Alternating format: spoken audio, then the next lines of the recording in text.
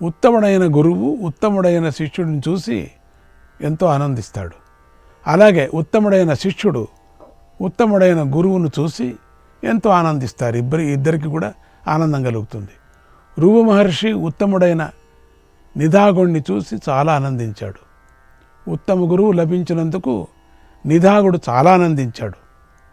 రుభువు సర్వశాస్త్ర విజ్ఞానాన్ని నిధాగుడికి బోధించి ఇక ఇంటికి వెళ్ళి గృహస్థ ధర్మాలు నెరవేర్చు అని ఆజ్ఞాపించాడు. నిధాగుడు గురువాజ్ఞను పాటించి పెళ్లి చేసుకొని దేవికా నదీ తీరంలో ఉన్నటువంటి వీరనగరంలో గృహస్థాశ్రమ ధర్మాన్ని పాటిస్తూ జీవించసాగాడు. 1000 సంవత్సరాలు గడిచాయి. ఒకనాడు గురువైన రువు మహర్షి శిష్యుడైన నిధాగుణ్ణి ఉద్ధరించాలనుకొని అతడింటికి వచ్చాడు. చాలా సంవత్సరాలు గడిచిపోవటంతో నిధాగుడు గురువును గుర్తుపట్టలేదు. అతిథిగా పూజించాడు. రుభువు మాత్రం నేను నీ గురువునయ్యా అని చెప్పలేదు. నిధాగుడు అతిథిని భోజనం చేయమని కోరగా రువు మహర్షి మంచి భోజనం పెట్టమన్నాడు. నిధాగుడు అలాగే షటసోపేతమైన భోజనాన్ని పెట్టి ఇలా అన్నాడు, అయ్యా పదార్థాలు బాగున్నాయా? భోజనం ఎలా ఉంది? మీరు ఎక్కడి నుంచి వచ్చారు? ఎక్కడికి వెళుతున్నారు? మీ ఊరేమిటి? మీ పేరేమిటి అని అడిగాడు. అప్పుడు రుభువు ఇలా అన్నాడు, ఆకలి వేసిన వాడికే అన్నంతో తృప్తి కలుగుతుందయ్యా. నాకు అసలు ఆకలే లేదు. కనుక నన్ను ఈ ప్రశ్నలతో ఎందుకు వేధిస్తున్నావు? ఎందుకు నాకు హింస పెడుతున్నావు? ఆకలి దప్పిక అనేవి దేహధర్మాలు. అవి నాకు ఇంతకు ముందు లేవు.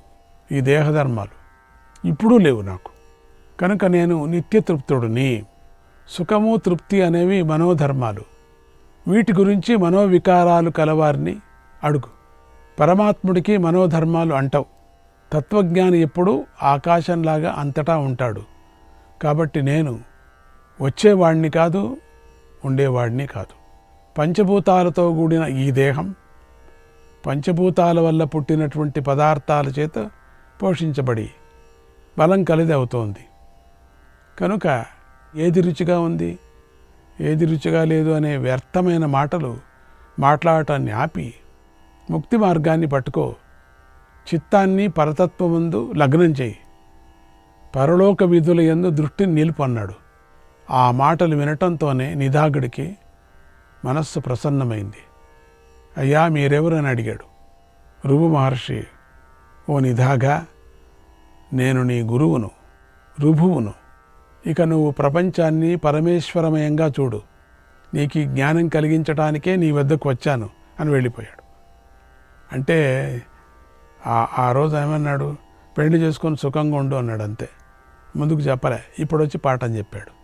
1000 సంవత్సరాలైనా శిష్యుడు ఉద్ధరించలేదే అని అప్పుడు వచ్చాడు. నిధాగుడు గురువు మాట పాటించాడు. కాలచక్రం గిర్రున తిరిగిపోయింది. మళ్ళీ 1000 దివ్య సంవత్సరాలు గడిచాయి. రువు మళ్ళీ నిధాగుడు ఉన్నటువంటి నగరానికి వచ్చి నగరానికి పొలిమేరులో ఉన్నాడు. ఆ సమయంలో ఆ పురాన్ని పాలించే రాజుగారు సైన్యంతోనూ వాహనాలతోనూ మంచి వైభవంగా ఊరేగింపుతో రాజప్రసాదానికి వెళుతున్నాడు. నిధాగుడు దగ్గరగా ఉన్నట్టు అడవిలోకి వెళ్ళి పళ్ళు, సమిధులు, కుశలు మోసుకొని వస్తున్నాడు. ఇంతలో ఊరేగింపు వల్ల రహదారి రాజపరివారంతో నిండిపోయింది. ఇక ప్రజలెవరూ నడవలేకపోయారు. అంత రద్దీగా ఉంది. అందరికీ అడ్డంకి ఏర్పడింది. నిధాగుడు కూడా నగరానికి వెలుపల ఒకచోట కూర్చున్నాడు. ఆ నిధాగుణ్ణి రువు మహర్షి చూసి అటు దగ్గరికి వచ్చి ఇలా అన్నాడు, నాయనా ఎందుకు ఇలా ఒంటరిగాను విచారంగాను కూర్చున్నావు అని అడిగాడు. నిధాగుడు, అయ్యా నేను ఈ బరువును మోసుకొని ఇంటికి వెళుతుండగా దారిలో రాజుగారి బలగం వెళుతూ ఉన్నది. అది నన్ను అడ్డగించటం వల్ల నేను ఇక్కడ కూర్చున్నాను అన్నాడు. రువు ఓహో అలాగా, అయితే వీరిలో రాజెవడు అని అడిగాడు నిధాగుడు. అయ్యా ఏనుగు మీద ఉన్నవాడు రాజు అన్నాడు. రువు ఏనుగేది, రాజెవడు అని అమాయకంగా అడిగాడు. అప్పుడు అన్నాడు నిధాగుడు నిదానంగా చెప్పాడు, అయ్యా అక్కడ కిరీటం పెట్టుకున్నాడు, కత్తి పట్టుకున్నవాడు కదా, అతడే కదా రాజు. అతడు మీద ఉన్నాడు, అతడి కింద లావుగా ఉన్నది ఏనుగు. ఈ విషయాన్ని చంటి పిల్లవాడైనా చెప్పేస్తాడయ్యా, మీకెందుకయ్యా ఇంత ముసలోళ్ళే తెలియదు, ఇంత చిన్న విషయం నీకు తెలియదా, తెలుసుకోకుండా నన్నెందుకయ్యా వేధిస్తున్నావు అన్నాడు. అప్పుడు రుభువు, పెద్దవాణ్ణి కదా, విషయం సరిగ్గా అర్థం కావటం లేదు, మరొక్కసారి చెప్పు, క్రింద ఉన్నది ఏది, మీద ఉన్నది ఏది అని అడిగాడు. మళ్ళీ బుద్ధి చెడిపోయిందేమో, కింద ఉంది పైన ఉంది, పైన ఉండేవాడు రాజు, కింద ఉండి ఆ ఏనుగు రాజు మీద ఉంటుందా, ఏం అర్థం కావటం లేదే. ఆ మాటలకు అదే మోసుకొని ఆయాసం పడి ఆ ఆకలి వేరేగా ఉంది. అక్కడ కూర్చోబెట్టారు రాజభటులు. మొదటే పిచ్చేసింది, బాగా కోపం. ఈడేమో ఇట్లా అంటున్నాడు, ఈయనే ఈ ముసలోడు, నాకు అర్థం కాలే, ఎందుకైనా నన్ను వేధిస్తున్నావు. నిదానంగా ఉన్న నిదాగుడికి విపరీతమైన కోపం వచ్చేసింది. ఇప్పుడు నీకు బాగా అర్థమయ్యేలాగా చెబుతున్నాను విను అని చేతిలేని వస్తువులను కింద పెట్టి పెద్ద మోసుకున్నాడు. పాపం అదంతా కింద పెట్టాడు. రుబువును మెడను పట్టుకొని వంచాడు ఒక పారి. రుబుడు మీద కూర్చున్నాడు. నీలాగా ఉన్నది ఏనుగు, అర్థమైందే, నాలాగా పైన ఉన్నవాడు రాజు, అర్థమైందే అని గర్జించాడే ముసలాయన, అర్థమైందే. అప్పుడు రుబు, నాయన మంచి ప్రత్యక్ష ఉదాహరణతో బలంగా చెప్పావు, బాగుంది, దిగు, నాకు ఎముకలన్నీ ఇరిగిపోతున్నాయి, మొదలే ముసలోడిని, అయితే ఈ సందేహాన్ని కూడా తీర్చు, కింద ఉన్న నేనెవరు, ఏమి పిచ్చి పట్టిందయ్యో నీకు, ఏదో ఒకటికి ఒప్పుకుంటావంటే మళ్ళీ ఈ సందేహాన్ని కూడా తీర్చు, కింద ఉన్న నేనెవరు, నాకేం తెలుసు, కింద ఉన్నవాడు నువ్వు ముసలోడు, పైనున్న నువ్వెవరు అని అడిగాడు. ఆ మాటలు నిదాగుడు మాట్లాడలేకపోయాడు. అప్పుడు రువు కల్పించుకొని, నాయన నాకు అర్థమైంది, చెబుతున్నాను విను, నాకైతే క్రింద పైన వేరుగా కనిపించటం లేదప్పా, ఒకటిగానే నేనే కనిపిస్తున్నాను, పైన ఉండేవాడిని నేనే, కింద ఉండేవాడిని నేనే, మరి నువ్వు ఎవరో ఉన్నారని చెబుతున్నావంటే ఏమిటి అని అడిగాడు. ఆ మాటలకు నిదాగడుకి కళ్ళు దిగినట్లయిపోయింది. ఎందుకంటే మామూలు నిదాగడు కాదు కదా. తత్వం సోహం, 2 వాక్యాలు, ఏకమైన అద్వైతము అతడి స్ఫురణకు వచ్చింది. అప్పుడు తత్వం సోహం, నేను అన్ని చోట్ల సమంగా వ్యాపించి ఉన్నాను అనే ఉపనిషద్ వాక్యం స్ఫురించింది. రాజులోనూ ఏనుగులోనూ ఉన్నది ఒకే చైతన్యం, దానినే ఈయన బోధిస్తున్నాడు అని నిదాగడుకు తెలిసింది. వెంటనే క్రిందకు దూకి సాష్టాంగ నమస్కారం చేసి, ఓ మహాత్మా, మీరు నా గురువే కదా, లేకపోతే నాకు ఈ అద్వైత భావన కలగదు అన్నాడు. గురువు సంతోషించిన ఆయన, నేను నీ గురువునే, నీకు బ్రహ్మ విద్య బోధించాలని వచ్చాను, నీకేమైనా సందేహాలుంటే చెప్పు, ఇప్పుడే తీరుస్తాను, ఇక నేను మళ్ళీ నీ దగ్గరకు రాను అన్నాడు. అప్పుడు నిదాగుడు, ఓ గురుదేవా, నాకు ఆత్మానాత్మ వివేకాన్ని తెలపండి అని కోరాడు. అప్పుడు రుభువు ఇలా బోధించాడు, నేను బ్రహ్మమును, నేనే బ్రహ్మస్వరూపుడను, చిన్మాత్ర స్వరూపుణ్ణి అని తెలుసుకో. ఈ ప్రపంచం లేదు, ఇది పుట్టలేదు, ఇది పుట్టబోదు, చిత్తాన్నే ప్రపంచం అంటారు. నిజానికి ప్రపంచం లేదు, చిత్తము లేదు, అహంకారం లేదు, జీవుడు లేడు, మాయ లేదు, భూమి లేదు, తెలుసుకో, ఇది ఏదీ లేదు అని రుభువు ఆ శిష్యుడికి బోధిస్తున్నాడు. బ్రహ్మజ్ఞానాన్ని బోధిస్తున్నాడు. బ్రహ్మతత్వాన్ని నీకు చెప్తున్నాను, మళ్ళీ నేను నీ దగ్గరికి రాను. అప్పుడు అర్థం చేసుకున్నాడు శిష్యుడు, ఈ బ్రహ్మతత్వ బోధన చాలా విశేషమైనటువంటిది, ఇది ఒక్క పర్యం మనం తెలుసుకుంటే అటువంటి గురువు మనకు దొరకటంగా. అప్పుడు నిదాగుడు చెప్తున్నాడు, ఓ గురుదేవా, నేను సంసార బంధంలో చిక్కుకొని ఉన్నాను, అటువంటి నేను బ్రహ్మాన్ని ఎలా తెలుసుకుంటాను, తెలుసుకోవటం వల్ల ఏం ఫలం వస్తుంది, నాకు సంసార బంధం నుండి విముక్తి కలిగే జ్ఞానాన్ని ప్రసాదించండి, ఏదో నా కర్మ చూడండి, కట్టెలు మోసుకొని పోతున్నాను ఇంటికి అని కోరాడు. అప్పుడు రుభువు, ఓ నిధాగా, మనస్సే సర్వాన్ని కల్పిస్తుంది, మనస్సే పాలిస్తుంది, మనస్తే సంసారానికి కారణమైందని తెలుసుకో. పాలయందుగల నేయిలాగా దేహమందుగల సర్వవ్యాపి అయినటువంటి ఆత్మను బ్రహ్మముగా తెలుసుకో. ఏ చిదాత్మ పరబ్రహ్మ స్వరూపమో, సూక్ష్మాతి సూక్ష్మమో, నిత్యమో అదే నువ్వే అది. జాగ్రత్త, స్వప్నము, సుషుప్తి మొదలుగా గల ప్రపంచాన్ని ఏ చిద్రూపం ప్రకాశింపజేస్తుందో అదే బ్రహ్మము. దాన్ని తెలుసుకుంటే సర్వబంధాలు నశిస్తాయి అని రుభు మహర్షి బోధించాడు. ఆ బోధతో నిధాగుడు సంశయాలు లేనివాడయ్యాడు. బ్రహ్మజ్ఞాని అయి శోభించాడు. బ్రహ్మైవ సర్వం చిన్మాత్రం, బ్రహ్మైవ సర్వం చిన్మాత్రం, బ్రహ్మమాత్రం జగత్రయం, బ్రహ్మమాత్రం జగత్రయం, ఆనందం పరమానందం, అన్యత్ కించన కించన, ఆనందం పరమానందం, అన్యత్ కించిన కించిన, బ్రహ్మ మాత్రమిదం సర్వం, బ్రహ్మమాత్రమిదం సర్వం, స్వయం బ్రహ్మైవ కేవలం, స్వయం బ్రహ్మైవ కేవలం, బ్రహ్మమాత్రం వ్రతం సర్వం, బ్రహ్మమాత్రం రసం సుఖం, బ్రహ్మమాత్రం వ్రతం సర్వం, బ్రహ్మమాత్రం రసం సుఖం. అంతా చిన్మాత్రమైన పరబ్రహ్మమే. ఈ ముల్లోకాలు ఆనందము, పరమానందము అయినటువంటి పరబ్రహ్మమే. బ్రహ్మ కంటే వేరే ఏదీ కొంచెమైనా లేదు. అంతా బ్రహ్మ మాత్రమే. తాను కేవలం బ్రహ్మ మాత్రమే. సకల వ్రతాలు బ్రహ్మమయమే. రసమయమైనటువంటి సుఖము పరబ్రహ్మమే అని ఋషభ మహర్షి బోధించాడు.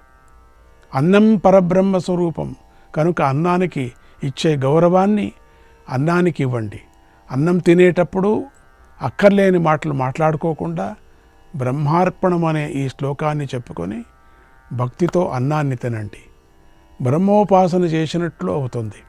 అందుకని అన్నం తినేటప్పుడు ఈ శ్లోకం ముందు తట్టు రాసి పెట్టుకోండి. అట్లా దాన్ని అంటూ అన్నం తినండి. చేస్తారు కదా, చేయండి. అంతటా ఆత్మదర్శనము ఒక యజ్ఞము అని నిరూపించి దానిని గురించి గొప్పగా చెప్పటం కోసం ఇప్పుడు దైవమేవ అనే శ్లోకం నుండి ఇతర యజ్ఞాలను కూడా భగవంతుడు చెప్పబోతున్నాడు. దైవమేవా పరే యజ్ఞం యోగినః పర్యుపాసతే, బ్రహ్మాజ్ఞావ పరే యజ్ఞం యజ్ఞేనైవోపజుహ్వతి. కొందరు జ్ఞాన సాధన లేని కర్మయోగులు ఆయా దేవతలను ఉద్దేశించి యజ్ఞాన్ని మాత్రమే అనుష్ఠానం చేస్తున్నారు. కొంతమందికి ఆ దేవతలు మాత్రమే వాళ్ళని ఉపాసించి యజ్ఞం చేస్తున్నారు. ఇంకా మరికొందరు జీవుడే బ్రహ్మ అనే భావనతో జీవాత్మను బ్రహ్మం అనే అగ్ని యందు హోమాన్ని చేస్తున్నారు అన్నాడు భగవంతుడు. దేవతలను ఉపాసించటానికి చేసేది అంతా దైవయజ్ఞం. కొందరు కర్మయోగులు ఈ దైవయజ్ఞం చేస్తారు. సత్యం జ్ఞానం అనంతం బ్రహ్మ. సత్యము, జ్ఞానము, అనంతమైనది బ్రహ్మం అనేదాన్ని మనం తెలుసుకోవాలి. విజ్ఞానమానందం బ్రహ్మ. విజ్ఞానము, ఆనందము అయినది బ్రహ్మం. యత్ సాక్షాత్ అపరోక్షాత్ బ్రహ్మ. యత్ సాక్షాత్ అపరోక్షాత్ బ్రహ్మ. సాక్షాత్ ఎదుట ఉన్నదే బ్రహ్మ. ఇది కూడా సర్వంతర్యామి అయినది బ్రహ్మ మొదలైన ఉపనిషద్ వాక్యాల్లో చెప్పబడినటువంటి బ్రహ్మం. ఆకలి, దప్పిక వంటి సంసార ధర్మాలు లేనిది. ఇది కాదు, ఇది కాదు అని అన్ని విశేషణాలు కూడా ఆవలది, అన్ని విశేషణాలకు ఆవలది. బ్రహ్మము అగ్ని కూడా అయినది, బ్రహ్మాగ్ని. దేనిలో మనం హోమం చేస్తున్నామో అది కూడా అగ్ని. ఆ బ్రహ్మాగ్నిలో కొందరు బ్రహ్మవేత్తలు యజ్ఞం చేస్తారు. యజ్ఞం అంటే ఆత్మ అని అర్థం. ఆత్మ గల పేర్లలో యజ్ఞం అనే పేరు కూడా ఉంది. అంటే ఆత్మను ఆత్మచేత హోమం చేస్తారు అని అర్థం. ఇక్కడ నిజానికి ఈ జీవాత్మ ఉందే పరబ్రహ్మమే, కానీ బుద్ధి మొదలైనవి దీనికి తగులుకొని ఉన్నాయి. ఈ జీవాత్మకు నిజంగా పరబ్రహ్మ స్వరూపమే అది, కానీ ఇవన్నీ ఈ బుద్ధి, ఈ సర్వేంద్రియాలు కూడా అన్నీ తగులుకున్నాయి దానికి. అందువల్ల జ్ఞానులు వాస్తవంగా ఆత్మకు లేనటువంటి ఆత్మయందు ఆరోపించబడినవి అయిన బుద్ధి మొదలైన వాటిని ఆహుతి రూపంలో బ్రహ్మాగ్నిలో హోమం చేస్తారు, దాంట్లో లయం చేస్తున్నారు. బుద్ధి మొదలైన ఉపాధులతో కూడిన ఆత్మను ఏ ఉపాధి లేని పరబ్రహ్మగా చూడటమే ఇక్కడ హోమం చేయటం అని చెప్పబడింది. ఉపాధి లేనటువంటి ధ్యానం చేయటం. బ్రహ్మము జీవాత్మ ఒకటే అని చూసే సన్యాసులు చేసేటువంటి యజ్ఞం గురించి భగవంతుడు ఈ శ్లోకంలోని 3-4 పాదాల్లో చెప్పాడని తెలుసుకోవాలి. ఒకే శ్లోకంలో పై స్థాయి, క్రింది స్థాయి రెండు కూడా చెప్పబడ్డాయి. బ్రహ్మార్పణం అనేటువంటి శ్లోకంలో మొదలుపెట్టి చెప్పినటువంటి దైవయజ్ఞాదులలో ఈ ఆత్మదర్శన రూపమైనటువంటి యజ్ఞాన్ని భగవంతుడు ఎందుకోసం చేర్చి చెప్పాడంటే, ద్రవ్యాదులతో చేసినటువంటి యజ్ఞాల కంటే జ్ఞానయజ్ఞం మేలైనది అని స్తుతించటానికే అని తెలుసుకోవాలి. వివరణ మీకు కొంచెం క్లిష్టంగా ఉండినప్పటికీ మళ్ళీ దాన్ని మననం చేసుకోవటానికి ప్రయత్నం చేయాలి. ఈ విషయాన్ని 33వ శ్లోకంలో భగవంతుడే చెప్పబోతున్నాడు. ఇక వరుసగా యజ్ఞాలు భగవంతుడి చేత చెప్పబడుతున్నాయి. శ్రోత్రాదీనింద్రియాణ్యన్యే సంయమాగ్నిషు జుహ్వతి శబ్దాదీన్ విషయానన్యే ఇంద్రియాగ్నిషు జుహ్వతి. కొందరు శ్రోత్రము మొదలైనటువంటి ఇంద్రియాలను సంయమనం అనేటువంటి అగ్నిలో, అంటే నిగ్రహం అనేటువంటి అగ్నిలో హోమం చేస్తున్నారు. మరికొందరు శబ్దము మొదలైనటువంటి విషయాలను ఇంద్రియాలనేటువంటి అగ్నుల్లో హోమం చేస్తున్నారు. ఇంద్రియ నిగ్రహం అనేది ఆధ్యాత్మిక సాధనలో చాలా ముఖ్యమైనది. అందుకే భగవంతుడు చెవి మొదలైనటువంటి ఇంద్రియాలను నిగ్రహం అనే అగ్నులలో హోమం చేయమన్నాడు. అంటే దీన్నంతా హోమం చేయమన్నాడంటే దీన్ని ఇంకొక విధంగా కూడా చెవి శబ్ద సమాధి అని అంటారు. కరణం అంటే కరణ సమాధి అనేది చెప్తాం. కరణ సమాధికి మూలం శబ్దం, శబ్ద సమాధి. ఆ కరణంలో వినపడేటువంటిది అంటే చెవులో వినపడే శబ్దాన్ని మనసులో హోమం చేయటం. నేత్ర సమాధి, నేత్రంలో కనపడేటువంటి దృశ్యము ఆత్మలో హోమం చేయటం. హోమం చేయటం అంటే ఇంద్రియాలను నియమించటమే, నిగ్రహించటమే అయి ఉంది. ప్రతి ఇంద్రియానికి ప్రత్యేకమైన నిగ్రహం ఉంటుంది కదా. కనుకనే భగవంతుడు అగ్నిషు అనేటువంటి బహువచనం వాడాడు. అన్ని ఇంద్రియాలు కలిపి బహువచనాన్ని. శబ్దము మొదలైనటువంటి విషయాలను ఇంద్రియాలైనటువంటి అగ్నుల్లో హోమం చేయమంటున్నాడు. అంటే చెవి మొదలైనటువంటి ఇంద్రియాల ద్వారా శాస్త్ర విరుద్ధం కాని విషయాలను గ్రహించమని చెబుతున్నాడు ఇక్కడ. శ్రీకృష్ణాయ పరమాత్మనే నమః.